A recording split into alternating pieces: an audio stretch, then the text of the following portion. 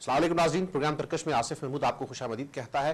ناظرین، دو تین واقعات ہیں جن کے اوپر آج ہم بات کریں گے، سمجھنے کی کوشش کریں گے۔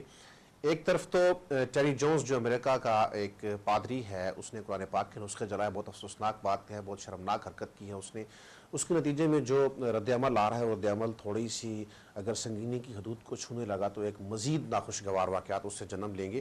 ٹیری جونز کے بارے میں ایک ویب سائٹ میں اس وقت اس کا نام ریکال نہیں کر سکتا، جب یہ پروگرام چلے گا تو ہم کوشش کریں گے اس کا نام نیچے لکھ دیں۔ اس کا یہ کہنا ہے کہ ٹیری جونز اصل میں کرسچین نہیں ہے، یہ جو ہے۔ اب یہ خبر کہاں تک درست ہے، کہاں تک غلط ہے، اس کے اوپر دیکھنا ہوگا۔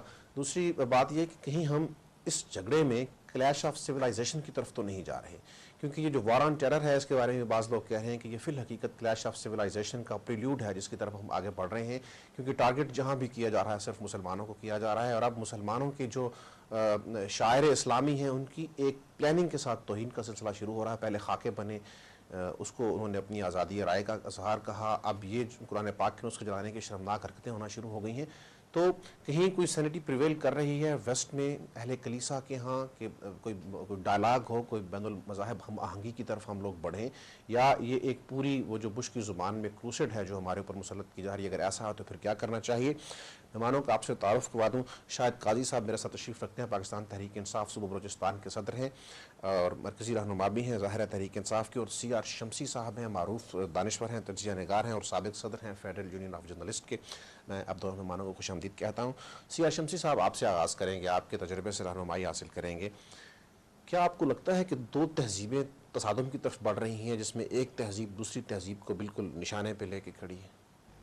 دیکھیں جی، میں سمجھتا ہوں کہ یہ ایک ماضی کا ایک قصہ ہے، اور ایک ظاہر ایک تاریخ ماضی سے آپ ہٹ جڑی ہوئی ہے ہمارے ساتھ۔ لیکن جب ہم ایک نئی دنیا میں آئے ہیں، ایک مہذب معاشرے بنے ہیں، پوری دنیا میں ایک چینج آئی ہے، اس کے بعد جب انسانی حقوق اور مذاہب کا احترام اور ایک انسانیت کا احترام، جب ایک ہم سب دعویٰ کرتے ہیں کہ ہم اب اس ترقی کی اس نہج پر پہنچ چکے ہیں، اس لمحے میں جو آج ہو رہا ہے، اور اس میں جو ابھی آپ نے بات کے آغاز میں ایک بڑی اہم بات کی ہے کہ جو جوش جو ہے وہ ایک پلاننگ کے ساتھ، اور وہ اس شخص کا بھی جو بڑی جس نے قابل جی، ٹیری جونز کے بارے میں کہا گیا کہ ہی از ناٹ کرسچین، یہ جو ہے، اور یہ جو شاید کوشش کر رہے ہیں کہ کلیسا کو اور مسلمانوں کو لڑا دیا میں جائے۔ یہ سمجھتا ہوں کہ اس وقت جو امریکن انتظامیہ ہے، یہ اب بالکل کھلی باتیں آ رہی ہیں، اور آپ اگر تھوڑا گہرائی میں جا کر دیکھیں کہ امریکن انتظامیہ میں ڈیموکریٹس ضرور آئے ہیں، لیکن اس تمام جو ان کی پالیسیز ہیں یا مینجمنٹ ہے یا جو پیچھے پس پردہ جو فیصلے ہوتے ہیں، وہاں ہاکس ان کے جو ہیں جوش لابی کے ہاکس وہ بالکل حاوی نظر آ رہے ہیں، اور وہ ایک چاہتے ہیں کہ مسلمانوں کے اور مذاہب کے درمیان اتنی نفرت بڑھا دی جائے کہ ایک بار پھر وہ ان کے جو اسلحے کے کارخانے ہیں، بارود کے کارخانے، آپ دیکھیں کہ اصل ہم تو حقائق سے ہٹ کر ہم تو اور باتوں میں الجھے ہوئے ہیں۔ آپ یہ دیکھیں کہ اس وقت اسلحے کی، بارود کی انڈسٹریاں کہاں روزانہ کتنے مقدار میں کتنے ٹنوں کے حساب سے وہاں اسلحہ بن رہا ہے، وہ کس کے لیے بن رہا ہے؟ کہ وہاں صرف میدان جو ہے وہ اسلامی ملکوں کو بنایا ہوا ہے، پاکستان کو بنایا ہوا ہے، آپ کے عراق میں بنا ہوا ہے، افغانستان کا بنا ہوا ہے۔ اب ظاہر ہے ان کو اپنی منڈی کی جو ہے، یہ تو ایک بالکل بے رحمی، میں سمجھتا ہوں کہ جنگل کے قانون کی، پتھر کے دور کی آپ زمانے کی بات کرتے ہیں، آج اس سے زیادہ بھیانک شکل میں وہ رویے جو ہیں موجود ہیں، اور میں سمجھتا ہوں کہ اس وقت امریکن عوام جو ہیں اور ان کے جو تھنک ٹینکس ہیں یا سوچنے والے لوگ ہیں یا مسلمانوں کے سوچنے والے جو لوگ ہیں، ان کو کم از کم اب اس سارے آنے والے خطرے کا ادراک۔ شمسی صاحب، ہم کہتے ہیں کہ امریکی حکومت کو اور امریکی معاشرے کو الگ الگ رکھنا چاہیے۔ حکومت بہت بری ہے وہاں کی، لیکن سماج وہاں کا بہت اچھا ہے، سچائی کو اپیل کرتی ہے، اس کو سچائی کو وہ قبول کرتا ہے۔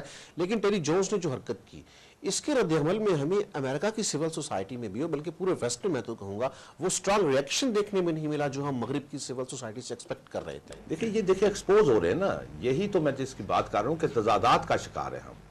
آپ کا جو مغرب کا میڈیا ہے، اس کا آپ رول دیکھ لیں، وہ پاکستان کے بارے میں یا اسلامک کنٹریز کے بارے میں اس کا رویہ کیا ہوگا، اور اپنے ہاں جو ان کے اس طرح کے ایک مکروہ اقدامات ہوتے ہیں اس پہ وہ میڈیا کیوں خاموش رہتا ہے؟ میں سمجھتا ہوں کہ اس پورے میڈیا کا بھی جو بہت آپ شاہراہ پر ایک طوفان کی طرح انفارمیشن بہ رہی ہے، اس کے پیچھے بھی آپ دیکھیں کون ہے. ان کے پیچھے کوئی آئیڈیل جرنلزم نہیں ہے، ان کے پیچھے سرمایہ دار تاجر بیٹھے ہوئے ہیں. اور جوش جو ہے امریکنز اور ویسٹ کا سارا جو میڈیا ہے، آپ ذرا تحقیق میں جائیں گے تو آپ کو پتہ چلے گا کہ یہ کن کے ہاتھوں میں ہے سارا. شاہد قاضی صاحب، پہلے تو ایک بڑا عوامی سا سوال آپ یہ بتائیے کہ ملک بحران کا شکار ہے، بہت بدترین بحران کا شکار. ڈرون حملے ہو رہے ہیں، بلوچستان کے حالات بہت خراب ہیں. پھر یہ جو ہم بید المذاہب ایک ٹیری جونز کے اس واقعے کے بعد جو ایک لگ رہا ہے کہ شاید خدا نخواستہ کوئی کلیش کی صورتحال پیدا ہو جائے، ایسے میں آغاز تو آپ کے قائد محترم کی سرگرمیوں سے کریں گے کہ اتنے شدید حالات میں جو پارٹی انقلاب لانا چاہتی ہو اس ملک میں، جو پارٹی اس ملک کی قسمت بدلنا چاہتی ہو، اس کے قائد محترم گھنٹوں ہمیں اسکرینوں کے اوپر بیٹھ کے یہ بتا رہے ہوں کہ بال کو یوں سیم ڈالو گے تو یوں سوئنگ کرے گا، یوں ڈالو گے تو یوں سوئنگ کرے گا. Is this the time to comment on cricket my sir? پہلے تو آصف صاحب آپ کا بہت شکریہ، آپ نے مجھے عزت بخشی یہاں بلایا. پہلے ایک چھوٹا سا کلیئر میں کر دوں کہ پاکستان تحریک انصاف بلوچستان نے بڑے جمہوری انداز میں الیکشن کیے.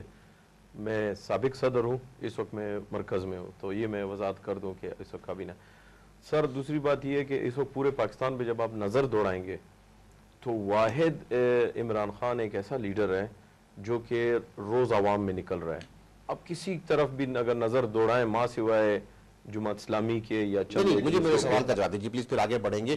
کہ قوم کے جو سنگین سنجیدہ مسائل ہیں آپ ایڈریس تو ان کو کرتے ہیں، لیکن آپ کی سرگرمیاں یہ ہیں کہ آپ کرکٹ کے اوپر تبصرے فرما رہے ہیں. کرکٹ اچھی چیز ہے، لیکن اس وقت قوم جس حالت میں ہے اس میں آپ قوم کی تقدیر بدلنے کے دعوے بھی کرتے ہیں اور گھنٹوں اپنے ضائع کرتے ہیں. یہ بال یوں پڑے گی، یہ جناب یوں ٹھپا کھائے گی، تو یہ ان سوئنگ ہوگی، یہ آؤٹ سوئنگ ہوگی. یہ وقت ہے ایک قائد انقلاب اور اتنی بڑی تحریک کے قائد کو جو ملک کی قسمت بدلنا چاہتا ہو کہ وہ کرکٹ کے اوپر گفتگو فرما رہا ہو. قوم کچھ اور سننا چاہتی ہے. یہاں روزانہ لوگ مر رہے ہیں، یہ ایک نیا ایشو کھڑا ہو گیا. تصادم تہذیب کی طرف ہم بڑھ رہے ہیں، اب ہمیں یہ بتا رہے ہیں کہ یہ بال یوں ٹھپا کھائے گی تو یہ اندر کی طرف آئے گی. اس بات کے دو جواب ہے آپ کے. پہلی بات یہ ہے کہ عمران خان کسی لینڈ لارڈ کا، کسی نواب کا، کسی چودھری کا بیٹا ہے نہیں کہ وہ سیاست کرے اور اپنا روزی روٹی یا اپنے فنڈ کے لیے کچھ محنت نہ کرے. اس کے پاس سٹیل ملیں نہیں لگی ہوئی ہیں کہ جہاں سے پیسہ آئے اور وہ اس کو اپنا روزگار کو بھی دیکھنا ہوتا ہے، اپنا جائز حق حلال کی کمائی بھی کرنی. اور دوسرا یہ پاکستان کے لیے اتنے فخر کی بات ہے کہ ساری دنیا سے 4 لوگ ٹوٹل انہوں نے پک کیے ہیں اس کرکٹ کے بارے میں تبصرہ، اور ایک اس میں سے آپ کا پاکستانی ہے. تو یہ تو ہمارے لیے اعزاز کی بات ہے. کل میں دیکھ رہا تھا گویا آپ اصل بزنس جو ہے آپ کا، آپ کی جو روزی روٹی ہے وہ کرکٹ سے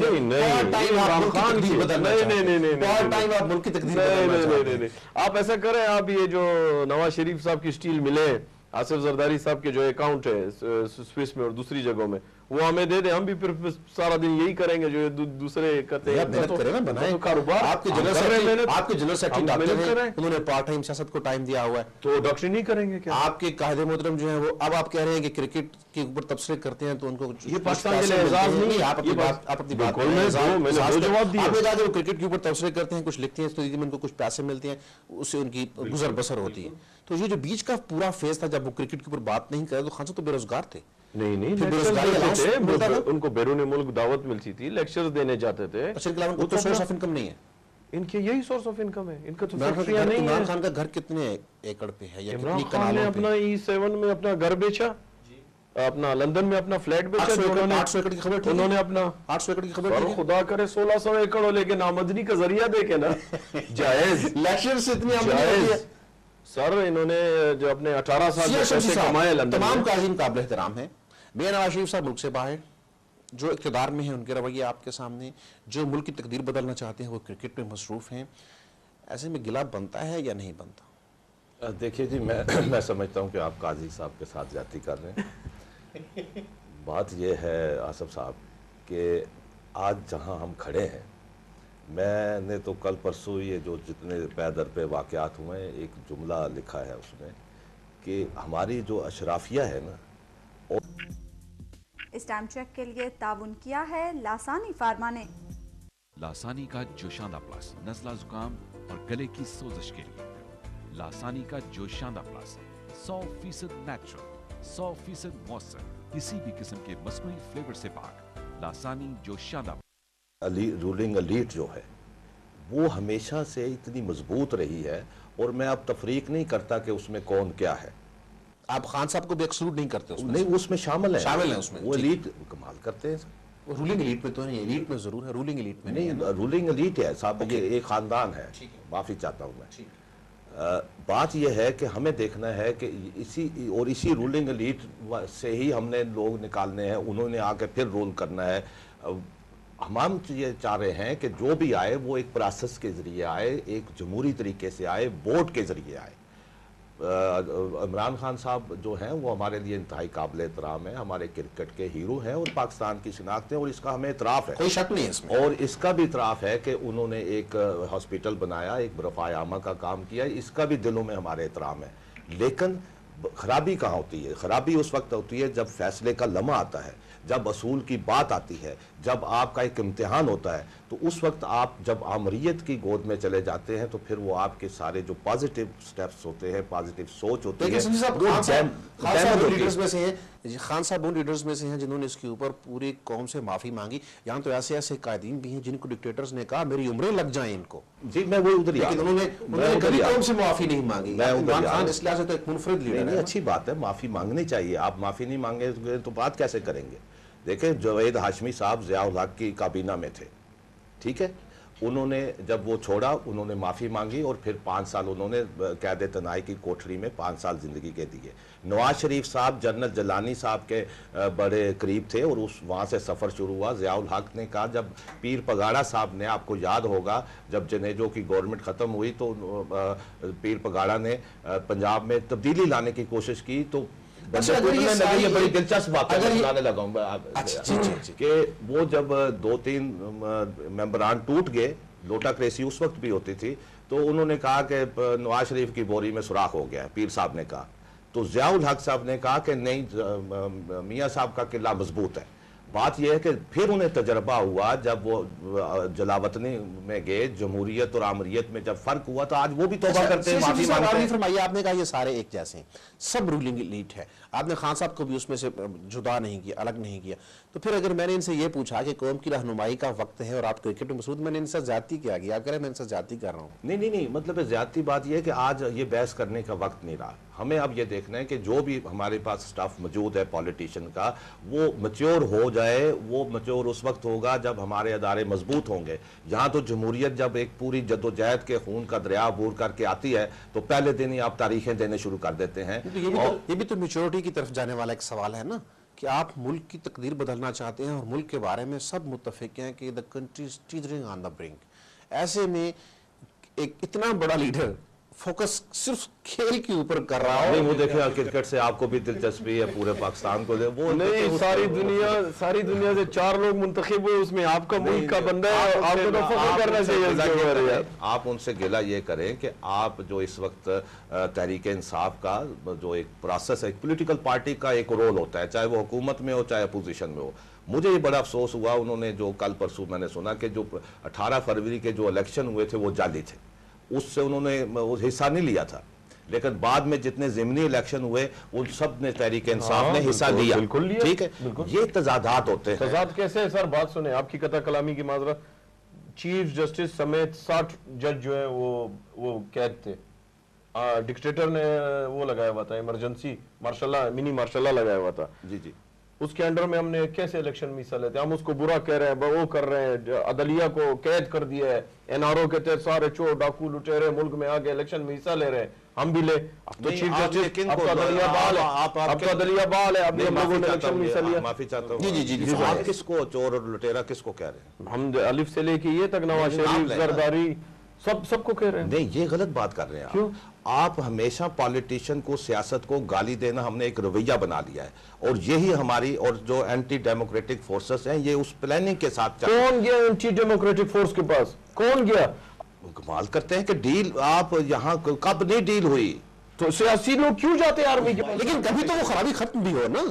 آپ بس یہ بات کر رہے ہیں کہ آپ سیاست کے لیے راستہ کھولا رکھنا ہی نہیں چاہتے کہ اگر وہ NRO جس کو آپ بہت برا کہتے ہیں اور اس میں سارے آپ ایک طوفان کھڑا کیا ہے، مجھے یہ بتائیں کہ اس NRO سے مستفید ہونے والے کون لوگ تھے؟ بے نظیر تو ایک تھی نا. سر آپ دیکھیں نا، آپ میری بات سنیں، نواز شریف ایک دوست پالیٹیشن تھے. اگر آپ بات اگر مجھے فنش کر دیں